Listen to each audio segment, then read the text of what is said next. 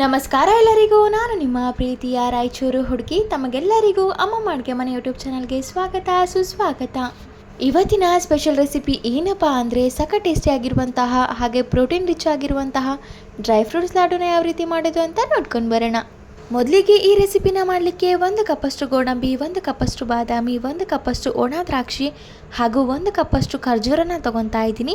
ಈ ಖರ್ಜೂರದೊಳಗಿರುವಂತಹ ಬೀಜಗಳನ್ನೆಲ್ಲ ತೆಗೆದು ಹಾಕೋಬೇಕು. ಅದಾದಮೇಲೆ ಮತ್ತೊಂದು ಕಡೆ ಒಂದು ಕಡಾಯಿ ಕೂಡ ಕಾಯಲಿಕ್ಕೆ ಇಟ್ಟಿದ್ದೆ.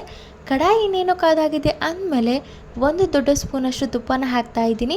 ಈ ತುಪ್ಪ ತುಂಬ ಚೆನ್ನಾಗಿ ಕಾದಾದಮೇಲೆ ಅದಕ್ಕೆ ನಾವು ಮುಂಚೆನೇ ತೊಗೊಂಡಿರುವಂತಹ ಗೋಡಂಬಿ ಹಾಗೆ ಬಾದಾಮಿನ ಹಾಕ್ಕೊಂಡು ತುಂಬ ಚೆನ್ನಾಗಿ ಹುರ್ಕೋಬೇಕು. ನೀವು ಎಲ್ಲ ಐಟಮ್ಸು ಸಹ ಒಂದೇ ಸತಿ ಹಾಕ್ಕೊಂಡು ರೋಸ್ಟ್ ಮಾಡ್ಕೋಬೋದು ಅಥವಾ ಈ ರೀತಿ ಸಪ್ರೇಟಾಗಿ ಮಾಡಿಕೊಂಡು ಕೂಡ ರೋಸ್ಟ್ ಮಾಡ್ಕೋಬೋದು. ನಾನು ಮೊದಲಿಗೆ ಗೋಡಂಬಿ ಮತ್ತು ಬಾದಾಮಿನ ರೋಸ್ಟ್ ಮಾಡ್ಕೊತಾ ಇದ್ದೀನಿ. ಅದಾದಮೇಲೆ 1 ಕಪ್ಪಷ್ಟು ಪಂಪ್ಕಿನ್ ಸೀಡ್ಸ್ ಹಾಗೆ 1 ಕಪ್ಪಷ್ಟು ಸನ್ಫ್ಲವರ್ ಸೀಡ್ಸ್ನ ಆ್ಯಡ್ ಮಾಡ್ತಾ ಇದ್ದೀನಿ.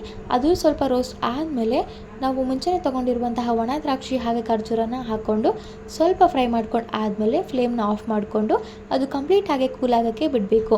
ಒಣ ದ್ರಾಕ್ಷಿನ ಮುಂಚೆನೇ ಹಾಕೋದ್ರಿಂದ ಅದು ಉಬ್ಬಿ ಬಿಡುತ್ತೆ, ಹಾಗಾಗಿ ಲಾಸ್ಟಿಗೆ ಹಾಕ್ಕೊಳ್ಳಿ. ನೋಡಿ, ಎಲ್ಲವನ್ನು ಹಾಕಿ ತುಂಬ ಚೆನ್ನಾಗಿ 1-2 ನಿಮಿಷ ಈ ರೀತಿ ಫ್ರೈ ಮಾಡ್ಕೋಬೇಕು. ಕಂಪ್ಲೀಟಾಗಿ ಮೀಡಿಯಮ್ ಫ್ಲೇಮಲ್ಲಿ ಇಟ್ಟು ಇದನ್ನು ರೋಸ್ಟ್ ಮಾಡ್ಕೋಬೇಕಾಗುತ್ತೆ. ನೋಡಿ, ಎಲ್ಲ ತುಂಬ ಚೆನ್ನಾಗಿ ಫ್ರೈ ಆದಮೇಲೆ ಫ್ಲೇಮ್ನ ಆಫ್ ಮಾಡ್ಕೊತಾ ಇದ್ದೀನಿ.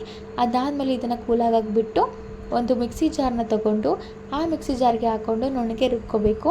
ರುಬ್ಬಕ್ಕೆ ಇಷ್ಟ ಇಲ್ಲ ಅನ್ನೋರು ಕಂಪ್ಲೀಟಾಗಿ ನಮಗೆ ಅದೇ ರೀತಿಯಾಗಿ ಬಾದಾಮಿ ಗೋಡಂಬಿ ಪೀಸಾಗೆ ಸಿಗಬೇಕು ಅನ್ನೋರು ನೀಟಾಗಿ ಕಟ್ ಮಾಡಿಕೊಂಡು ರೋಸ್ಟ್ ಮಾಡ್ಕೊಳ್ಳಿ. ಆವಾಗ ನೀವು ರುಬ್ಬೋ ಅವಶ್ಯಕತೆ ಇರೋದಿಲ್ಲ. ಆಗ ಸಪ್ರೇಟಾಗಿ ಖರ್ಜೂರನ ರೋಸ್ಟ್ ಮಾಡಿಕೊಂಡು ಅದು ತುಂಬ ಮೆದು ಆಗುತ್ತೆ.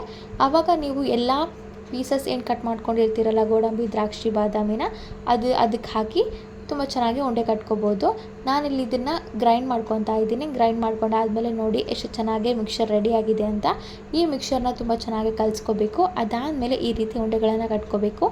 ಎಲ್ಲ ಮಿಕ್ಸರ್ ಸಹ ಇದೇ ರೀತಿಯಾಗಿ ಉಂಡೆಗಳನ್ನು ಕಟ್ಟಿದರೆ ಸಖತ್ ಟೇಸ್ಟಿಯಾಗಿರುವಂತಹ ಡ್ರೈ ಫ್ರೂಟ್ಸ್ ಲಾಡು ಹಾಗೆ ಪ್ರೋಟೀನ್ ರಿಚ್ ಆಗಿರುವಂತಹ ಡ್ರೈ ಫ್ರೂಟ್ಸ್ ಲಾಡು ತಿನ್ನಲಿಕ್ಕೆ ರೆಡಿಯಾಗಿರುತ್ತೆ. ಸೊ ನೋಡಿದ್ರಲ್ಲ, ಇದಾಗಿತ್ತು ಇವತ್ತಿನ healthy and tasty dry fruits laddu recipe. ಈ ರೆಸಿಪಿ ನಿಮಗೇನಾದರೂ ಇಷ್ಟ ಆಗಿದ್ದರೆ ಅಮ್ಮ ಅಡುಗೆ ಮನೆ ಯೂಟ್ಯೂಬ್ ಚಾನಲನ್ನು ಲೈಕ್ ಮಾಡಿ, ಶೇರ್ ಮಾಡಿ, ಕಮೆಂಟ್ ಮಾಡಿ ಹಾಗೂ ಅಮ್ಮ ಅಡುಗೆ ಮನೆ ಯೂಟ್ಯೂಬ್ ಚಾನಲನ್ನು ಸಬ್ಸ್ಕ್ರೈಬ್ ಮಾಡಿ. ಧನ್ಯವಾದಗಳು.